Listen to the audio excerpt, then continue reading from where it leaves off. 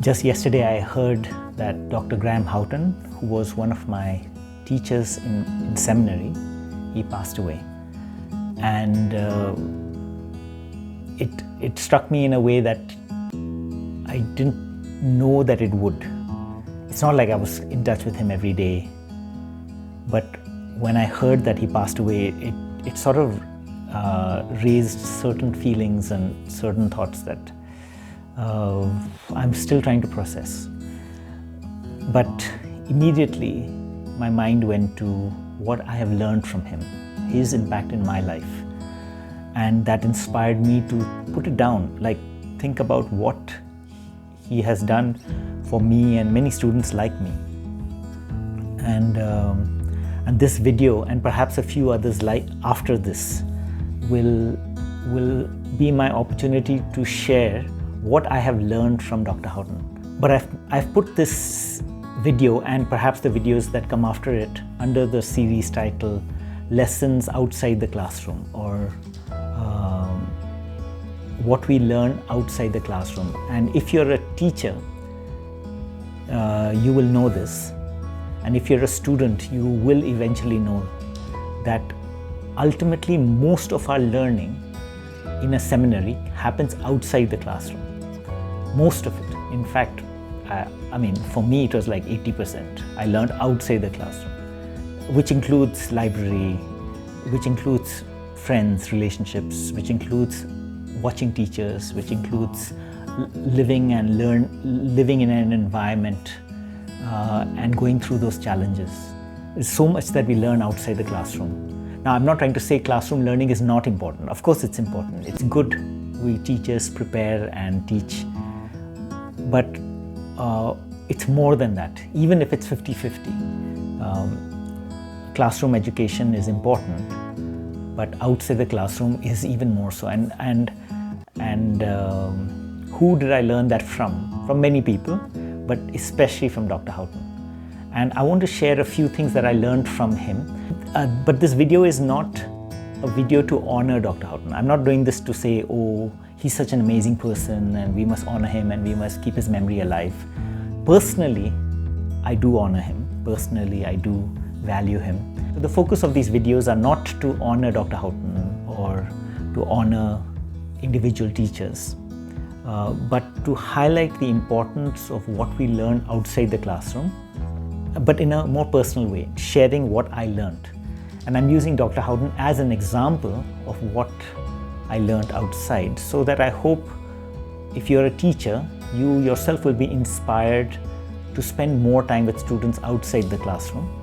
And if you're a student, look out and pay attention to what you're learning from the lives of those around you. One of the things that I learned from Dr. Houghton was to love India.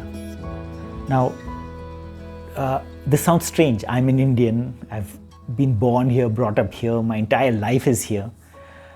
Why do I need somebody from abroad to tell me to love India? But honestly, before I joined Bible college, I was just a Christian who was just living his life. I was doing my job. I was doing whatever I wanted to do. I wanted to just serve God in the way I understood. But something from Dr. Houghton I learned was to make it more intentional, to serve this land, to invest everything that you can for this nation, for the people here. This is something that I genuinely learned from him. I remember when he used to share stories about why SAIACS was formed, this Bible college that I joined. Why was it formed? He shared about how over 70, sometimes even 80% of Indian Christians who go abroad never come back. They serve in the US or UK or Canada or Australia, New Zealand, and they settle there because somehow their children cannot adjust back into the land, or somehow the opportunities there are better. And the few Christians who do come back, many of them are irrelevant to this land. They are not able to speak the same language, their mindsets are different, their expectations are different. And so we have a lot of what is popularly known as brain drain of Christians leaving. So he said that we need to create a viable alternative, not to tell people don't go abroad, but to tell them, hey, India does have an alternative. We have high quality education here that you don't have to leave India to get. You can get good education here. And that was the idea of SAIACS, to give an alternative. And why was that important? To prevent brain drain.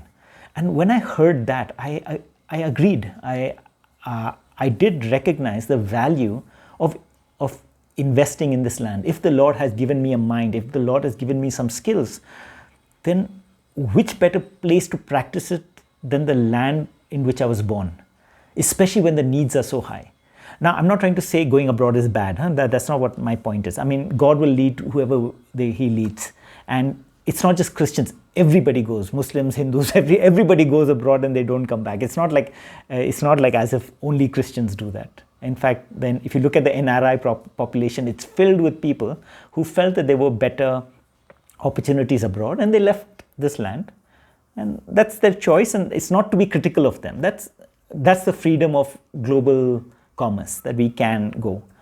But why should you stay? Because the needs in India are so high. We need to invest here. And if you have the skills, use them here. And that really struck a chord with me. I really felt that an important life lesson. And that was one thing that I did learn from Dr. Houghton. And I cannot forget how I grew in a more passionate love for this land and a desire to serve this place till I die. Now, I hope I don't land up abroad like in the US or UK and then this whole video goes down. I hope I will never ever settle abroad. But I don't know what the future is, but I know I don't want to. But I'm just saying that I'm not trying to be critical of those who do settle abroad for whatever reasons, and they might say, oh, I am serving India through this larger, let them say what they're saying, and I'm not critical of that. But it is just for me the desire that yes, God has given you a mind, use it for India. God has given you talents, use it for India. That is what I learned from Dr. Houghton. Okay, so that's one thing that I learned. The other thing I learned from him was to build local leaders, means Indian leaders. Now, there are many ways that he did that, and I don't want to get into all of those ways. But I remember when there was a shift that was happening in Indian Christianity, where in the 80s, I think 70s, 80s, there were still a few missionaries here from the West who were ministering here. And they came with a mindset that, look, we have the answers, we can help you be more effective. And there may have been a danger where some Christians would have said, oh yes, please, you help me get admission, give me funds or give me this resources, give me wisdom. But by the 80s and 90s, we started seeing a stronger rise in Indian thinkers and Indian capacities, and there was a rise in leadership, and I see Dr. Houghton challenge his own mindset of we are here to provide solutions, to build local leaders and say we need to build up people who will challenge our thinking as missionaries. And so eventually, I mean, it wasn't, I don't think it was as easy, and I'm not to go into Dr. Houghton's psyche to know what exactly happened inside him. But I can see that while earlier he may have been the kind of teacher who had a sense that we need to provide help to the Indian church or Indian people, to we need to raise Indian leaders to be able to do that themselves. And I think about his book, the title itself is so interesting, The Impoverishment of Dependency. And I think in his life, he was living by this principle that he didn't want to make Indians dependent on Western money, Western culture, Western wisdom. And he wanted to to be part of creating a system where local leaders grow and become the main workers in that land. So you don't need a Western missionary, you don't need Western funds, you don't need Western thinking, because you have enough resources in your own land. Now, that was something that Dr. Houghton was very committed to And it's hard to achieve, I know, because India is still not in the same plane as, let's say, in the West. Like in a Western seminary, the amount of books that they have, the amount of resources that they have is so much. In India, we cannot even match the libraries and the kind of wealth that they had. So there still needs to be some cooperation with the West. But Dr. Houghton was very keenly invested in building local leaders.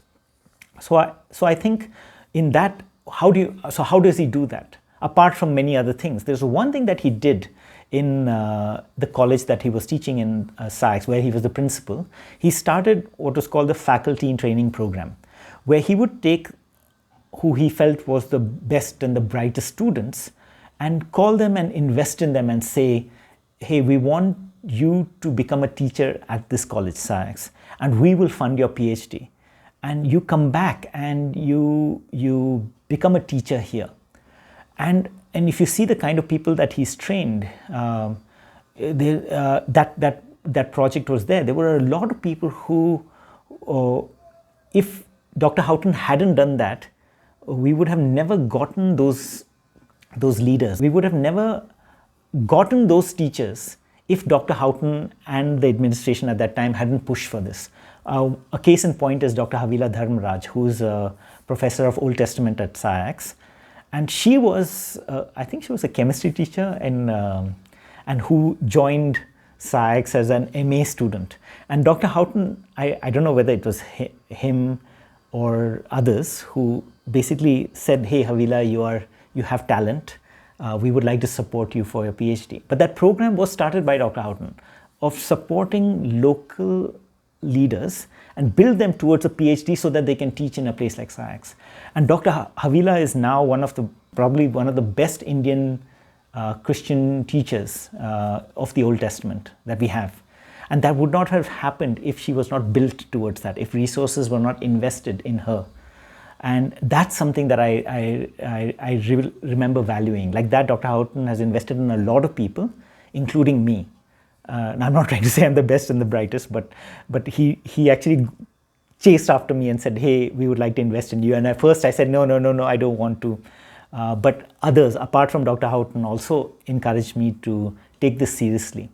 And if it wasn't for this initiative to build local leaders, I don't think I would have joined academics and moved towards theological education, if it wasn't for the encouragement of people like Dr. Houghton, Dr. Augustine, and others.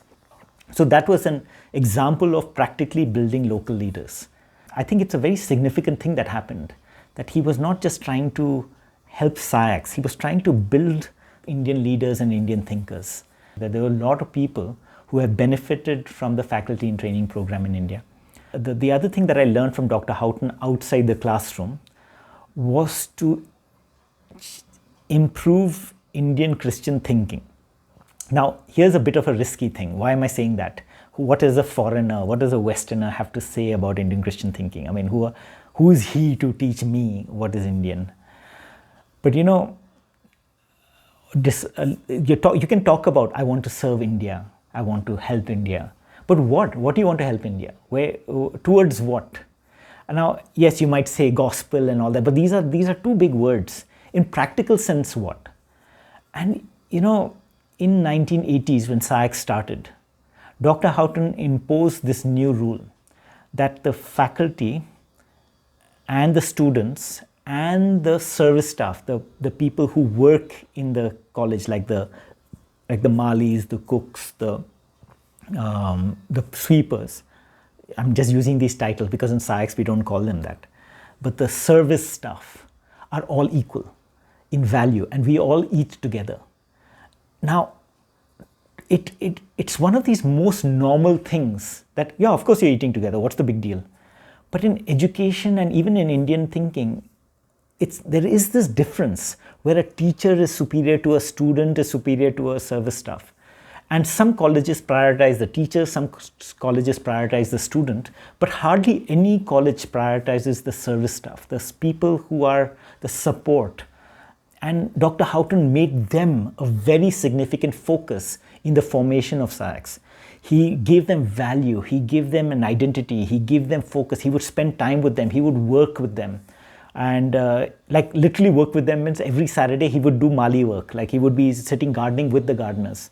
Of course, with his, he still knew what he was doing. So he, in a sense, he was teaching the people how to do gardening because he was a farmer.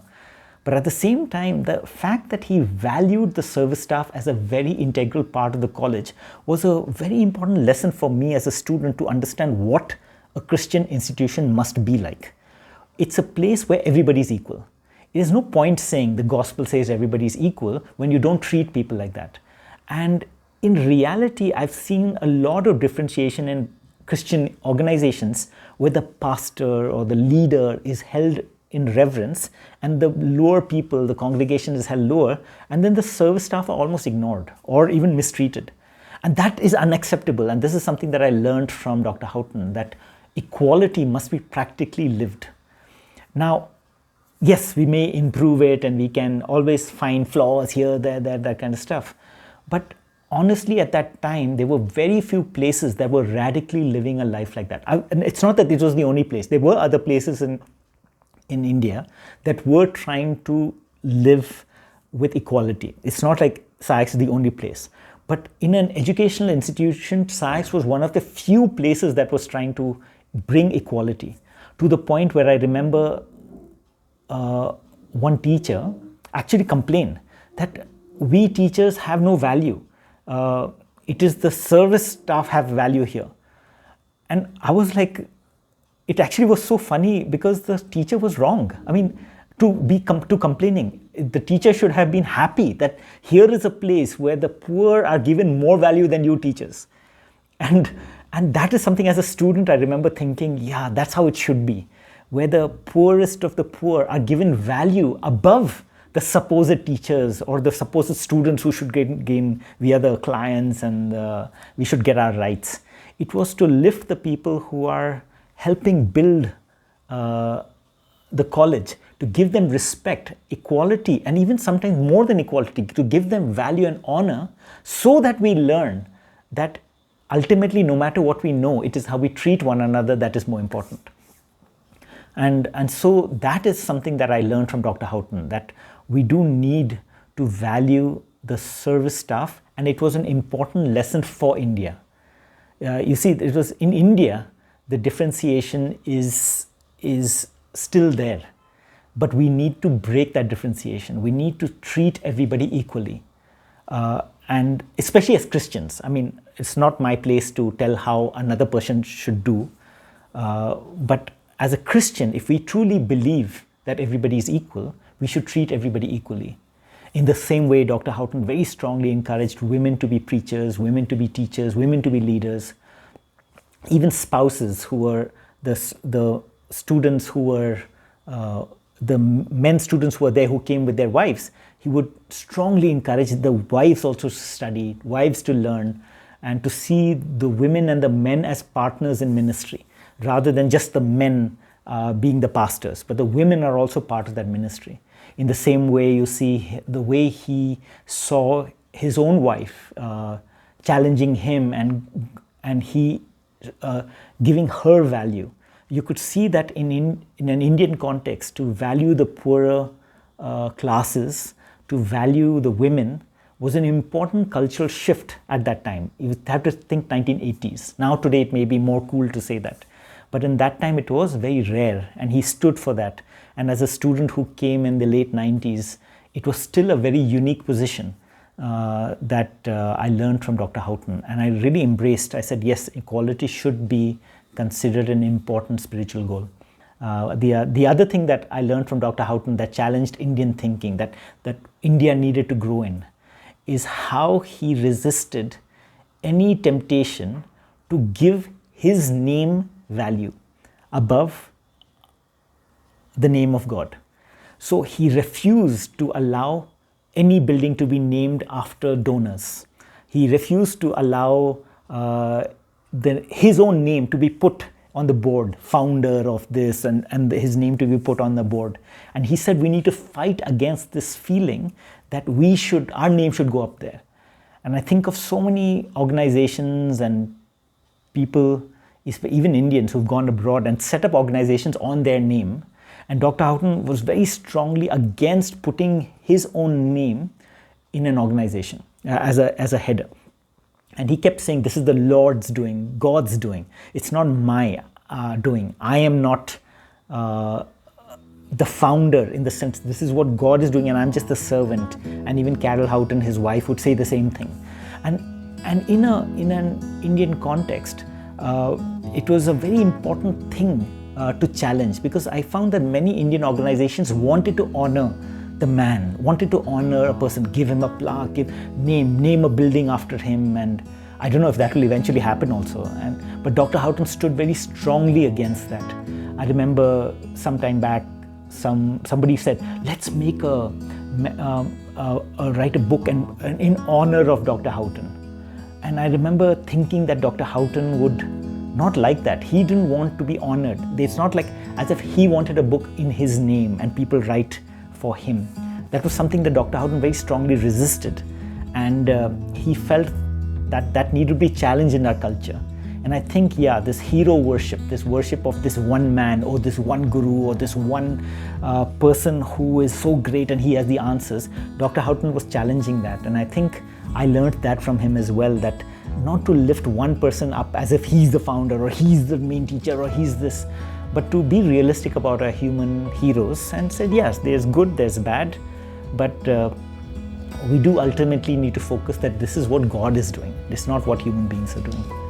So that's what I mean, there's so much more. And so I may have other videos on this, but I did want to start this off by just highlighting these few things, this Indianness that I learned from Dr. Houghton, where he was building Indian leaders, but also challenging Indian thinkers to think in a certain way that I believe is right, and to challenge India in the sense of to help us to focus on equality, and also to challenge us from giving each other too much bhav, too much value, that human beings should not get so much value, should not be lifted above, whether he be founder or teacher or something. That's something that I learned, and I feel that these are lessons that Indians need to learn. There are many more lessons that I could have learned, that I have learned from Dr. Houghton, but I just wanted to highlight these two through the stories to emphasize once again that learning in a seminary happens outside the classroom. It's not just in the classroom. And if we can learn these lessons, if we can recognize these lessons, we can as teachers be more intentional in the way we live our lives in front of students, but also as students be alert to what we are learning, what is the larger message, and focus on what is important, and try to appreciate the true learning that has changed our life. So that's the focus of this video. I am thankful for Dr. Houghton and many others like him who have impacted my life outside the classroom.